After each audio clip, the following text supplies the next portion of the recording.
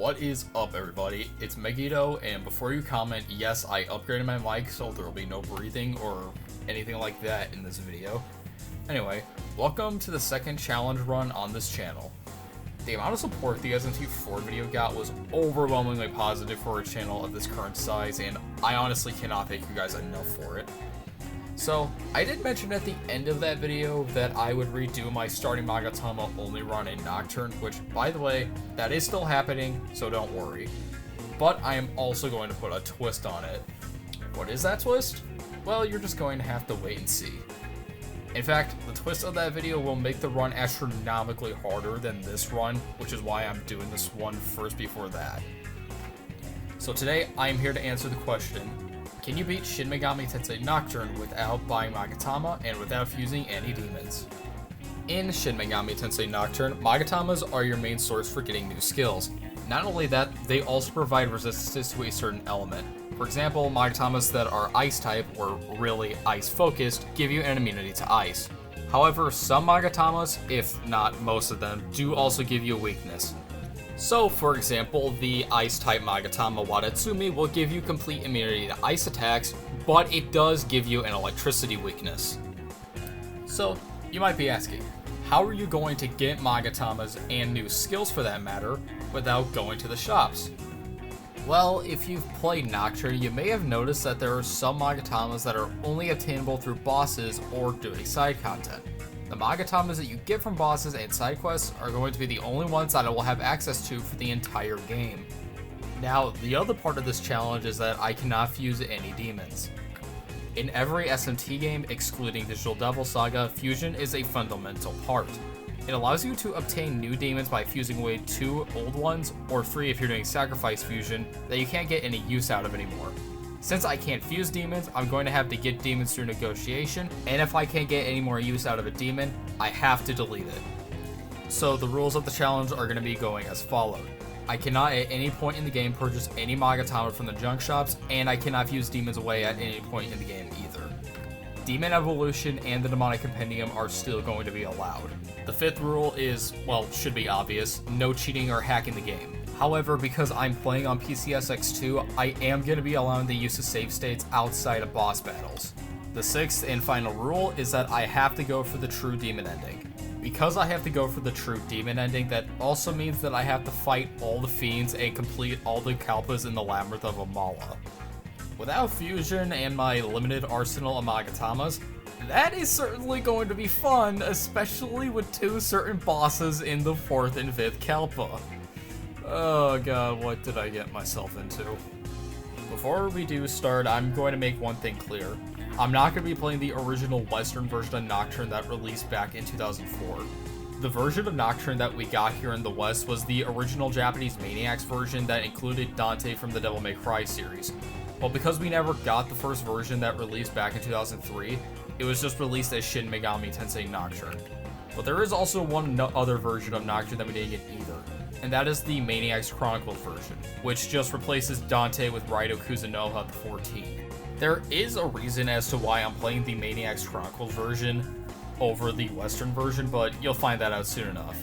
And you might be wondering, well, if we didn't get Maniacs Chronicles version, how are you playing it? Well, because there is a fan translation that I will have linked in the description, and also the HD remaster uses the Maniacs Chronicles version as a base. At least the console versions do. Other than the few reasons as to why I'm playing this version is basically the same, except Candelabrum has been corrected to Menorah, and some of the demons' names have also been corrected. With all the explanations and the rules out of the way, let's get started. Oh yeah, and also, because of how much I hate myself, I am going to be playing on hard mode. We begin having a dream about our MILF teacher, who tells us that the world is about to go to shit. She then asks our name, so like the basic bitch that I am, I just go with the protagonist's canon name, and because we also get to name the other major characters, I just stick with their canon names as well. We go to Yoyogi Park and meet a man named Hijiri, who gives us an occult magazine, and then we just head to Shinjuku Medical Center like nothing happened, and the medical center is, for some reason, empty. After searching for Ms. Takao, Isamu finds a keycard to the basement and gives it to us so we can search the basement, where we are then met face to face with Vegeta, who tries to kill us with a Baphomet, but thankfully our mommy comes to save us before that can ever happen, where she then takes us to the roof and explains the end of the world. Then the end of the world actually happens.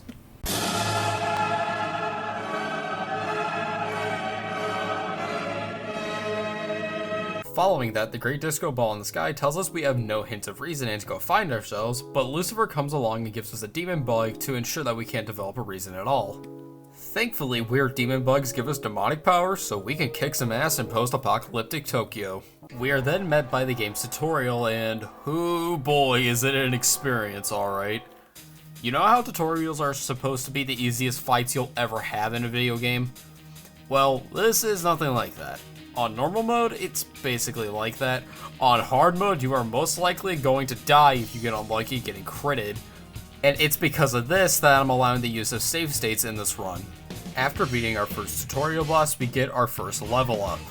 For this run, I'm going to be going for a magic build, which I know that's kind of shocking considering that people have been raving about a physical build in this game, but you'll see why later on.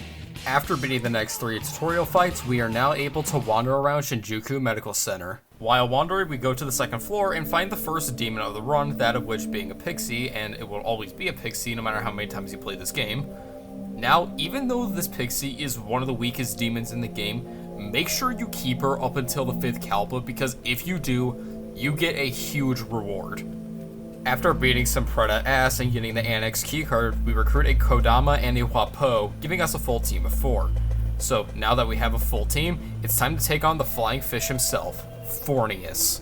Now, Fornius may look threatening, but he really isn't.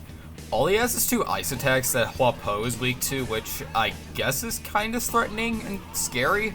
But other than that though, he really has nothing.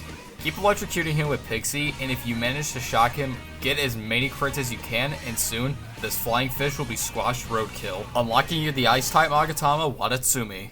Wadatsumi is going to be a big help, because not only does it give us our first multi-target magic attack, but it also gives us Fog Breath, which brings down an enemy's agility by 2.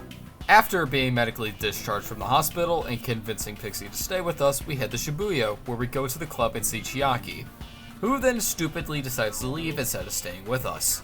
Displeased that our girlfriend just up and left us, I go to beat on this cat girl, who tells us about Organization 13.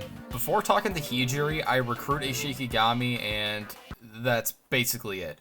Since I'm not allowed to buy any Magatamas from the shops, I just head into the Amala Network, and let me just say, the Amala Network. You can't leave Amala once you've entered, and just for this part alone, they cranked the difficulty up to 11. If you are underleveled like I was, you are going to need extreme luck just to get by in basic battles, and don't even get me started on the encounter rates. The encounter rates are just as bad. Oh, and the boss in this area? Oh god, don't even get me started. The Spectre starts off as 6 separate entities, which means they get 6 press turns. But after 3 or 4 turns, they merge into one Mega Spectre with 2 press turns. And yeah, we get annihilated shortly after. After many failed attempts, I go out and grind. During the grinding session, my Pixie evolves into High Pixie and also learns Rakunda, which is going to be essential, and my Shikigami learns Tarunda and Secunda, which is definitely going to make a huge difference. Now that I have a few more levels on me and every debuff skill, I go back and try again for the 10 millionth freaking time, and my demons get annihilated after the second phase kicks in. Thankfully though, we get lucky with dodging and we win with just Demi-Fiend alive, and now it is time to go to Ginza. Actually, that's a lie, because shortly after we walk into the light, we end up in the Labyrinth of Amala, which is the optional dungeon I need to complete to get the TDE. After Lucifer is done talking to us, we are now able to head to Ginza for real. Here we come across Rag's Jewelry, which is going to be an essential part of this because it allows us to get items that you can't purchase through the normal shops. However, you need special gems to get them, so we won't be here too often. I talk to Nyx at the bar, recruit an Apsaris, and head to the Assembly Nihila's HQ, only to find out that we can't get in, so I go to this random warehouse and enter the Great Underpass of Ginza. While wandering around the sewers, we come across the mannequins who think we're a demon from a faction called the Mantra. They then see that we're not from the Mantra and just promptly fuck off. We talk to this mannequin who is collecting things that humans once used and says he'll let us through to Ikebukuro if we get him a 1,000 yen bill, so we head back to Ginza, recruit Datsueba and Jack Frost, get the bill, beat this troll's ass, and now it's on to Oh crap.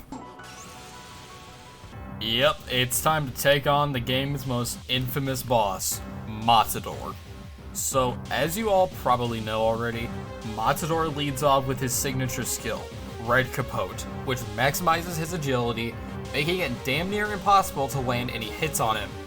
Since I have the Kaja Stones, I'm at least able to negate it so I can get a few hits on him, but that doesn't stop him from casting it again. On top of that, his basic attack hits like a freight train. He has Mazan, which in itself isn't that bad, Provoke, which raises your attack by 2 levels but decreases your defense by 2 levels, but those two combined aren't as egregious as his other skill, Andalusia. Andalusia is an AoE physical attack that can hit multiple times. This, combined with Provoke, is a guaranteed loss if you get unlucky.